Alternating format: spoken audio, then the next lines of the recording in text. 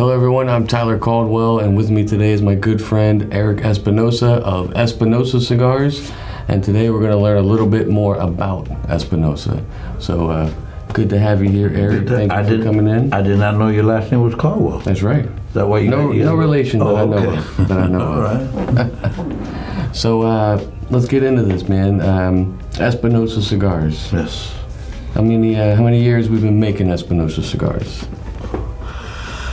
12 years. I've been in the industry for 23 years. I did have the 601s prior to that, and I had a business partner on it. And then, I used to, but the way I started was I was an independent broker. I would sell for different manufacturers in the state of Florida. And I had some great brands, and I developed a lot of great relationships with a lot of those guys. I would do Jewish Days, Rocky Patel, Alec Bradley, Kareem, that then became Camacho, and And like I said, I developed, great friends. But one day, I had a call from one of the manufacturers, and I won Salesman of the Year. Okay. And I get a check for $20,000 and a pink slip the same day. Oh. And I said to myself, I don't have any job security because there was no contract, and I'm selling myself out of a job. And I was really good at it because, if you love what you do for a living, you'll never work a day in your life. And I'm not that type of guy that stays home. I like to go out there and get it. And the early bird catches the fish. That's how the way they early bird catches the worm. That's correct. The early bird catches the worm. But you need the worm to catch the fish, though. That's true. So then. One day I met a guy, and we started dangling in the manufacturing side, and then I tell everybody there's a ship that's guaranteed to sink all the time, and that's called the partnership, and that's exactly what happened. So 12 years ago, I think I'm the only father in the country, or one of the few fathers in the country, that I took my son out of college. I told him, listen, bro, knowledge is power. School is overrated. A lot of people go to college and don't do what they went to college for, unless you'll be a doctor, engineer, or, something you have a passion for, Because a lot of people do. They go to college and then, they don't do what they went to college for. And I said, look, I got this good idea. I got a lot of connection. I know a lot of people. Let's rock and roll, And I go, I don't know how this works, so why don't you take it online, take the course online, or do whatever you got to do. And he did it. And he came on board 12 years ago, and we've had so many accolades. I mean, we've had Cigar of the Year with Cigar Snob magazine. Every year we're in Cigar Aficionado's top 25. For the 12 years we've been on it 8 times. That's impressive. Yeah, so we're doing some great stuff. A lot of more and more people are getting to know who we are, and but we do things the right way. Sure. I'm a firm believer that if you do things the right way, people will respond. I don't cut corners in life. And and things have been going great, but a lot of hard work, man. You got to knock on a lot of doors, you know what I mean? And a lot of cold calling. And here we are, Yeah. So you brought up 601 earlier. The originals were made at the My Father factory, right? And then after time goes by, when you have other manufacturers making your cigars, you got to wait your turn on when you get it and all that. And I just said to myself, listen, I got to be able to do everything. I got to be able to control everything. Sure. I'm a control freak, and no disrespect to them. They make great cigars, and I just felt that I had to make them because I want them in a timely fashion. And then now we control all that. And then AJ makes some of my cigars, and we have some that we make in Lozano. And then people ask me, why do you use AJ? I said, well, it's very simple. There's rappers that I can't get. And he gets the best rappers in the world. So when you go buy tobacco from him, he's not going to give you the best stuff because he needs the best stuff for, to make cigars. Sure. And so we made a deal, and I have them made in Ocotal, which is a factory. It's far from Esteli, going into the Honduran border. And they're the best rollers in the world because they can't leave. And Esteli, you got all these chinchales, you got all these different, you have a lot of big factories. And then, you try to be loyal to your guys that but if they quit on you, they go to the next guy, and then the next guy. They have so many options, but over there they can't. So they got to do a great job because they can't go anywhere else. So they're made over there, and and things are good. Our relationship is great, and business is booming for us. It's always a positive, man. Yeah. So, getting into it, like, what got you into cigars? Like, what got you, like you said, you were a broker beforehand. Right. I believe you've told me before you worked with Rocky Patel. I did. I worked with Rocky Patel, Drew Sage, like I said. You know the truth, Tyler, I hated cigars with a passion. Okay. One of the things I hated the most in life was cigars. And you're gonna ask me why. Well, being Cuban, my dad, I laugh at people that tell me, hey, Erik, you know, I built a man cave behind my house. Why don't you come over and then we'll have a cigar and a drink? When the whole house was his man cave. Mm-hmm. You know, my dad was smoking the toilet in the living room, in the kitchen. He didn't care. Yeah. And I know what cigar smoke does to a house. You know, the curtains were white, now they were yellow, you know what I mean? And then I don't know if he ever wanted us to smoke cigars. I mean, my dad's still alive, 87 years old, and I promise you, I've never seen anybody eat cigars, and he does. I know you don't believe me. My dad eats cigars. When you see, and just like me, I'm a chewer. My dad's cigars looks like a paintbrush, like you can go paint something. Like you need to buy paintbrushes because, you know, and he would walk by us and go like this with a cigar, and, you know, without wet, and he'd go like this to us, and you're like, and then, you know, my sisters and my brothers, and, you know, and one day, you know, I was like 16, and my brother and I, we stole some, he had a party at the house, and, you know, the typical Cuban, and he would roast pigs and do all that, and we stole some beers and some cigars, and I tried my first cigar, like I think I was 16, and I kind of liked it, you know. Yeah. I didn't get sick or anything like that, and then every party we would do the same thing, and then I started, and you know, I would have one once a week, and then it became once every couple of days, and then, you know, now it's 10, 11, 12 a day. You know? Look at me now, I'm in the cigar business, something that I couldn't stand. I hated it, you know, but now look at me now. So it's always interesting when you go from like one aspect to the other, going from absolutely despising something, and then as you grow, you start realizing how much you really love it. Yeah, it's in my way. I have it in my blood. I mean, you know, being Cuban, you know, you go down to Cuba and, you know, they grow tobacco in a lot of regions. Some regions are better than others, but you see that everywhere, and it's very rare that you don't see like an old Cuban guy not smoking cigars. Sure. I mean, you know, it's in their blood. It's the heritage. It is. So with your, you know, pretty wide portfolio of Espinosa cigars, do you have anything that is like your personal favorite, like your daily go-to? I do. I made a cigar called Laranja. It's and Laranja means orange in Portuguese. The reason I called it Laranja, because if I called it orange, most people think it's infused with orange. And I still have these guys that you know, they rate cigars, bloggers, all a hint of citrus and all this. I don't squeeze oranges and lemons in the cigar, you know. And orange is my favorite color. And I happened to be in a flight to Nicaragua, and I saw a quote in the magazine, the American Airlines magazine. It said, "Orange is the happiest color" by Frank Sinatra. And I'm a Frank Sinatra fan, and orange being my favorite color. And I went there when I landed. I said, I'm going to make a cigar with an orange band. Okay. And then in Nicaragua, or I guess in Honduras and Dominican, this same thing happens. They always try to sell you the stuff they don't want. Sure. You know what I mean? So I'm there sorting out some tobacco and all that, and a guy showed me, Erik, what about this? And the light hits it, and he opens it up, and it looked orange. And I said, what is that? So I took a couple hands back to the factory, and I started making it. He says, it's a Brazilian Habano wrapper. It's called Baiano, that's what they call it. And I started angling with it a little bit and making some blends and stuff, and I flat out loved it, you know, and that's why, you know, if you look at it, you know, it doesn't look as orangey as it does on the cigar, but that wrapper, when you get the whole leaf, you know, it does look a little orangey, and that's how that came about, and I blended it to my taste. You know, most cigars we have to blend to what the public wants and all that, but this cigar was something that, you know, it's close to my heart, and it's my favorite cigar in the whole world. Not because I make it, you know, because I don't have an ego. I smoke other people's stuff. You know, there's a lot of great cigars out there. Sure. I don't tell. It's always good to support. I don't tell everybody I make the best cigars. Yada yada. I know I make good cigars, but it's a matter of opinion, a matter of taste. But that to me, if you tell me if I have to be an island and smoke one cigar for the rest of my life, and then that will be it. Very interesting. I personally always liked it in the Corona myself, so Might have to smoke one of those later. There you go.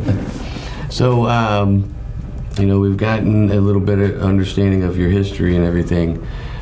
Is there any future plans for Espinosa? Like, do you have, what can people expect in the next, 5-10 years? 10 years, hopefully I'll be in Tahiti, I'm 57, you know what I'm saying?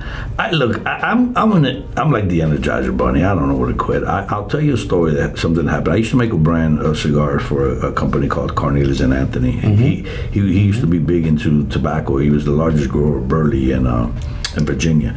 And he also had a cigarette company. And he sold it to Philip Morris for a lot of money. And it was about 3-4 years ago, maybe even more, I don't remember. But I saw him at the trade show this year. Okay. And I look at him and I said, Steve, what are you doing here? I said, don't answer that, let me guess. You're bored out of your mind. He said, Erik, I got FU money, I've got everything I want. I don't know what the hell to do with myself. Yeah. Can you make me a cigar? I'm going to sell it myself. I'm going to go knocking on doors and sell it. And I give that advice to everybody. If you're going to retire or whatever, have a plan, know. I'm not a big golfer, or, I do play once in a while, but what am I going to do, bro? I mean, I still got a lot of energy, what am I going to do? I just, sometimes people ask me, hey, what are you doing next week? I don't know, and I really don't know because I'm old school. Yeah. And on my schedule, it's in my office. I got a calendar, one of those big calendars. Got January. I write everything in. I don't know how to do it. I don't want to know how to do it. I don't want to be that guy to be on my phone 24 hours a day. So when people ask me, I call the office. Hey, I call my secretary, Danielle. Where am I in September 14? You don't have anything. You do have, And I got pictures of my calendar because she sends the picture. Okay, September. Can you take a picture of September? And and I own the company, but I don't know what I'm doing. I mean, I have people that schedule events, and I really don't. And I choose to live my life like that. I don't, I don't sweat the small stuff. I really, really don't. I don't let things, stress kills people, and I try not to stress, and that's how I choose to live my life. And some people tell me, and I'm not that guy that's afraid to ask. I ask. Mm-hmm. How do you do this? How do you get into the calendar of the phone? Mm-hmm. Can you show me? I don't give a shit. I mean, I don't care what. That's how I choose to live my life. I don't own a computer. I swear in my life, there's not a computer in my office. I do own computers, the whole office, have computers. I choose not to. I don't want to know. Now, all I do is answer my emails and answer calls. You want to get a hold of me? Call me. And I give my number to everybody. You send me an email, you know how many BS emails I get a day? Oh, I know. And if it doesn't say cigars, it's going away. Mm-hmm. Hit that archive button. People ask me, "Oh, what's your email?" You purchase something. No, I'm not giving you my email. No, I don't. I got enough BS emails. No, and that's how I choose to live my life. And my son, he's handling a lot of the stuff now, and I have a great team. So your question is, what do I see? I mean, I'm going to probably still be doing this. I might be here next year doing the same interview with you, you know what I'm saying? And that's how I choose to live my life. I don't plan on going anywhere. Again, I just want to continue working hard. I like the traveling. It doesn't bother me as much. Everything, in moderation. But we got some good and exciting things. I mean, as you know, we make a cigar for Guy Fieri, and that's been exciting. That's been a crazy run. It's been a roller coaster ride. I mean, I'm actually glad you brought that up. That was going to be my next topic. It's the Knuckle Sandwich here that we got going on. This is the Maduro Robusto, my personal favorite out of the Knuckle Sandwich line. So definitely a cigar that I feel, and I mean this in no type of way, but it kind of revitalized Espinosa. It put you on the map even further than you already were there. Sure. So I wanted to know, and I'm sure people who watch this would like to know, how did that connection come to be with Guy Fieri? I post a lot of, look, I don't post anything politically, religious, all that. I like to bust balls and crack jokes and all that. And I put one day, I'm sick and tired of people telling me I look like Brad Pitt. You know, of course you get people that, yeah, don't you wish, and all, Sure. you know, everybody, all that stuff. And then a mutual friend of ours, a guy out of California, he's got actually, you know, a couple homes, one in California, one in Florida, and he got his star on Hollywood. And I seen the picture. Matthew McConaughey is one of his best friends, and they were there. And he's been wanting to have his own brand of cigars for a while, but the people around him, his agents and all that, told him no, it's tobacco and all that stuff. You know how the whole world hates us.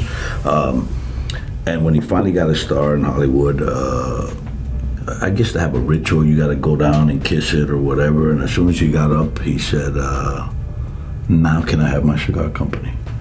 And they said, "Yeah, I guess you made it, you know." Sure. Yeah. So then he started doing his research. And some guy, he said he didn't want a huge company because he'll get lost in the shuffle. He wanted somebody who was similar to him, blah, blah, blah. And then the guy told him, "I got your guy. I got your guy." So he did his research on me. And he really liked that, what I put about the Brad Pitt things, because he does the same thing. Mm-hmm. So he reaches out to me. Coincidental, I happened to be in Miami, you know, when he was there. He was filming the Food and Wine Festival, and he called me up, and because the guy called me, "Can I give you a number?" I said, "Yeah, absolutely." So he called me up, and blah, blah, blah, and we met the next day. And I've dealt with, you know, every manufacturer, cigar company has dealt with celebrities or whatever, or athletes or what have you. And the meeting was at 10, and I know he's going to be late and all that. I know these guys, and you know, I show up like at 9:30. I got a cup of coffee. Coincidental, I sit down, smoking a cigar next to the coach of LSU. They won the national championship. Okay. Ed Bergeron. Like, "Hey, how you doing?" Yeah. That guy. It was just coincident he happens to be there. And then guy shows up about 10 minutes later. He's like 20 minutes early. He brings a bottle of tequila, and he looks at me. He goes, "Are you Erik?" I said, "Are you Bill?" And he goes, "They told me you were a smart ass." And I said, "Well, I would say." So we start talking. I hand him a cutter, a lighter, and a cigar. And he looks at me, and he gives me the cutter back. He goes, I don't use a cutter." And I look at him. I said, "Well, you did your research on me." He said, "A little bit, but I really don't." And I said, "Well, let me see you cut your cigar." So, you know, he wets it a little bit and puts a little hole, spits out the thing and lights it up. I said, "Cool, you passed the first test." And we started talking. He wants me to make him a cigar, and I told him no. And he looked at me and said, "So why not?" I said, "Listen, man, there's so many celebrities that tried this and it doesn't work." He goes, "Why doesn't it work?" And he says, because nobody does nothing about it. They think because it has your name. Listen, I'm a fan of yours. I watch your show, okay? But cigar business is different. Nobody gives a shit about celebrities. And this cannot work. It won't work. There's only one way it'll work. And he goes, "What's that?" He says, "You gotta get involved." And he says, "What do you need me to do?" I said, "I need you to go to the trade show. I need you to do events. I'll tell you what I'll do. I'll follow you. I'll make it easier for you. I'll follow you on Diners, Driving, and Dives. Wherever you're filming Diners, Driving, and Dives, either myself or the sales manager or my team, somebody will be there. We'll select, you know, a shop that's close to where you're filming, and we'll do an event." He says, "Too easy." So we've done a lot of events, and I want to clarify this for your audience. The guy's a millionaire. The guy lives and dies working. I get my balls busted all over the country. "Oh, why can't you do an event with me?" He's going to do the event where he's filming. Sure. The closest shop, 10, 15 minutes. He's not going to travel an hour and a half to do an event. So people get mad at me, you know. I don't control this guy, you know. He's a busy man. I'm honored that he goes and does an event. Yeah. You know what I mean? But everybody, you know, hey, can you bring Guy to do? No, dude. You ask him, he's right there. You know what I mean? So he does know the dates of the trade show, but he's a smart man. So what does he do in the days of the trade show? He films Diners, Drives, and Dives a couple days early, and he's there. and then we do the trade show, and then he goes home, you know. So, and he's gotten involved. He came out in the cover of Cigar Aficionado magazine. He's been to the trade show last 3 years. He does events. He does maybe 6, 7, 8, 9, 10 events a year, you know, wherever he's going to be filming. And I couldn't tell you the amount of people, famous people who I've sent cigars to, you know, Al Pacino, Stallone, Schwarzenegger, Charles Barkley. What's the guy who did Yellowstone? Taylor Sheridan. Okay. You know, you name them, and the roller coaster ride. Like I tell you, I went on this boat. We were in Florida, and I brought a couple friends of mine, the chief of police in my town and the mayor of my town, and they kind of know him because he's been in my office, and he goes, bring those guys over, and we'll go on the boat, and when we get back to the boat, we get back to the house, we get down, John Travolta's in the middle of the living room, like, you know. And then now we got to cook for John Travolta, and I help him, you know, and I do the right thing, you know. I see the shows, and I don't call him Guy when we're cooking. I call him Chef, because I know that's what they do, you know what I'm saying? And then he just looks at me, he goes, you're special, you know. But we have a good time, and he's a good dude. And I want to tell everybody out there that, you know, the same way you see him in the show, that's the way he is. Mm-hmm. But one thing he really got to me is he does everything the right way, and I've implemented that in my business. Not that I've ever done anything half-assed, because I don't like to do that, but everything he does, he's not, how would I say that, he's very fair, but if you don't do the right thing, then you're going to hear from him. Yeah. You know, do things the right way, and there's, you know, and I struggle with that when people don't do it, you know, because when you have a job, you're paid to do the right thing. Yeah. That's what you're being paid for, you know. And there's people that want, attaboy, you're doing a great job. I'm paying you, bro. Mm-hmm. I expect you to do a good job. That paycheck is that's my thing. And then I have bonus structures for these guys that when they hit those bonus, they get paid. Mm-hmm. And some people want the attaboys. That's not me. You're supposed to do the right thing. And I've been to a lot of his, the way he handles his guys, and you know, and they're right on top of it. They don't miss a beat because they know what he wants. You know, everything that he does. You know, and I'm trying to still figure out how he really likes the food or not. And so him and I have this little thing on how.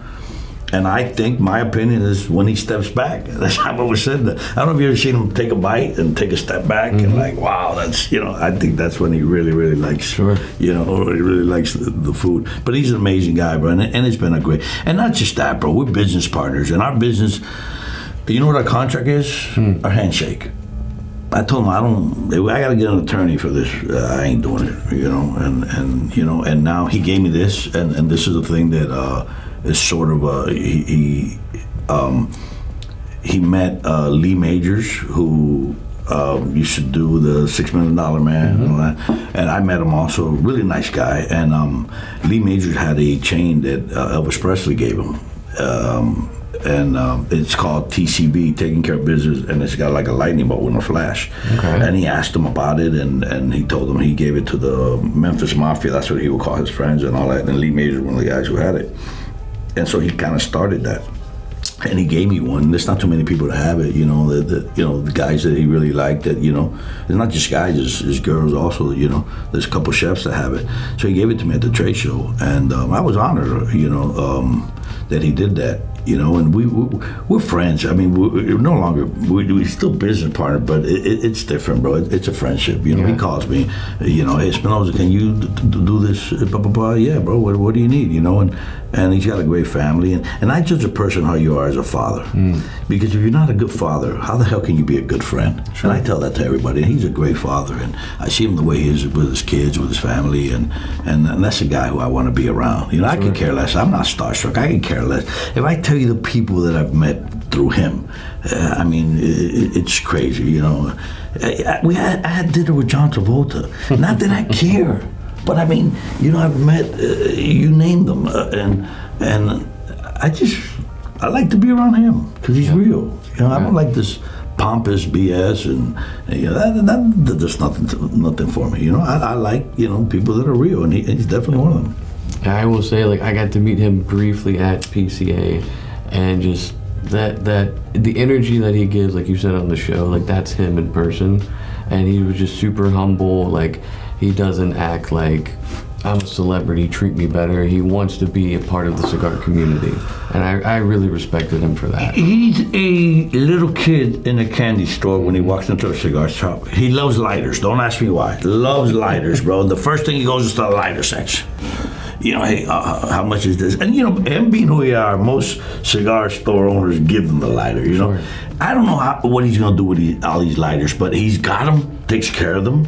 You know, he's got a lot of cars. Yeah. So he's got his garage full of cars, but he's got his lighter section. He puts all his lighters, and he decides what lighter he's going to take that day. But he's not your typical, he's a cigar smoker. Mm-hmm. I want everybody to know. Probably doesn't know what you know and I know, but sure. We've been doing this for a long time. But he does know how to smoke cigars, and he is a big cigar smoker. If you see him, the All-Star game, the NBA All-Star game, he's got a cigar in his mouth. Mm-hmm. Of course, you can't light it. Sure. Everywhere you see him with the cigar. You know, he's in the Super Bowl. Take a picture of him. He's got the cigar. Mm. And he doesn't care. He doesn't care. So I'll tell you this quick story. I know I'm taking a long time, but his dad passed away, and we're doing the celebration of life, and we were in California. He didn't know I was going, but you know, I wanted to pay respect to the man, and I get there, and we're doing it in what are those big trees? Red sequoias? No, in California, the biggest tree, red. I know what you're talking about. Well, whatever the hell they're called. And we're in this forest in this sawmill, and that's where we're doing it. And there's no smoking signs everywhere. And I have a cigar in my mouth, and I'm taking a couple boxes for his friends, and the lady, sure, you can't smoke. I put the boxes back in the car, whatever. And then he shows up with a cigar lit, and I said, Guy, he goes, Erik, what are you doing here? He gives me a hug, bro. I appreciate you coming, yada, yada, yada. And then I said, you know, they're going to bust your balls about smoking a cigar. He looks at me and says, Espinosa, you don't want to pay for this? I said, I'm doing the celebration of life for my dad. I said, it'll be an honor for me, for you to smoke a cigar with me here. I said, and I would love for them to tell me that I can't smoke. He goes, do you have more cigars? I said, yeah, you know, I'm always prepared. Go get them. I go get the 2 boxes, cut them open. We're all smoking cigars. Not one person told us you can't smoke a cigar, you know? So that's who he is, man. And he's doing great, not just for Espinosa Cigars and Knuckle Sandwich. He's got plans to help our industry. So, and I can't find a better person or a better celebrity that I would want to be a part of, you know, not because who he is, because the platform he has. Sure. You know, people who make movies, you can't smoke cigars in movies. You know what I mean? And what can they do? You know, and I'm not knocking anybody else who does stuff with celebrities, you know, but he's a cigar smoker, and he does events.